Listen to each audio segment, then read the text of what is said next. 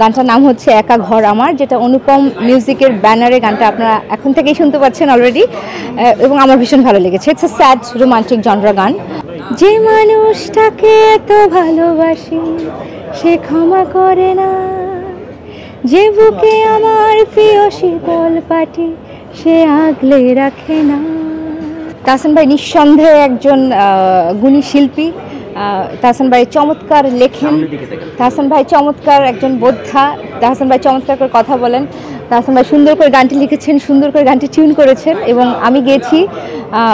সাজিদ ভাইয়া খুব চমৎকার একটি কম্পোজিশন করেছে, মিউজিক অ্যারেঞ্জমেন্ট করেছে সরি, এবং সব কিছু মিলে, এবং চন্দন দা খুব চমৎকার একটি ভিডিও বানিয়েছে, আপনারা দেখলেন সবাই। এবং গানটার নাম হচ্ছে একা ঘর আমার, যেটা অনুপম মিউজিকের ব্যানারে গানটা আপনারা এখন থেকেই শুনতে পাচ্ছেন অলরেডি, এবং আমার ভীষণ ভালো লেগেছে। It's a sad romantic genre গান। তাহসান ভাইয়ের আরও কিছু স্মৃতি থাকে, আরও কোনো কাজ এমনকি অফার পাচ্ছেন? বড় আর্টিস্ট আছে, বাইরের আর্টিস্ট থেকে শুরু করে বাংলাদেশি, কার সাথে কাজ করতে ভালো লাগে সব থেকে বেশি?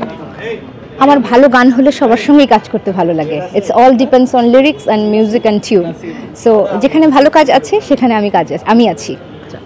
আমরা একটু অন্য প্রসঙ্গে যেতেছি 2 মিনিট। আচ্ছা, তাহসান ভাই নতুন করে আবার বিয়ে নিয়ে আলোচনায়, এটা তাহসান ভাইয়ের একদম পার্সোনাল ব্যাপার, আমি কিছু বলবো না। আপু, আমরা দেখেছি যে অনেক গান আপনার রিলিজ পেয়েছে, এমন কোন গান আছে যে হিট ইউটিউবে এখনও মানুষের কানে বাজে, যখন পাবলিক প্লেসে যান তখন ভক্তরা সেলফি তোলার জন্য পিছনে করে, সেই জিনিসটা কেমনভাবে আপনার? বেশ কয়েক বছর আগে আমার একটি গান রিলিজ হয়েছিল, যেটা আমার টিউন করা ছিল এবং কবির বকুল ভাইয়ের লেখা ছিল, সেটা হচ্ছে আঙুল ছুঁয়েছে আঙুল তোমার। এবং আজকে আমরা অন্য গান নিয়ে কথা বলবো না, আজকে একা ঘর আমার রিলিজ হয়েছে। আমার রিকোয়েস্ট, আপনারা সবাই একা ঘর আমার শুনবেন এবং মানুষের মধ্যে ছড়িয়ে দেবেন একা ঘর আমার। আচ্ছা, এই গানটা একটু আপনার মুখ থেকে শুনতে চাই প্লিজ। আচ্ছা, একটু শুনি, খালি কণ্ঠে শুনি। যে মানুষটাকে এত ভালোবাসি সে ক্ষমা করে না, যে বুকে আমার প্রিয় শীতল পাটি সে আগলে রাখে না।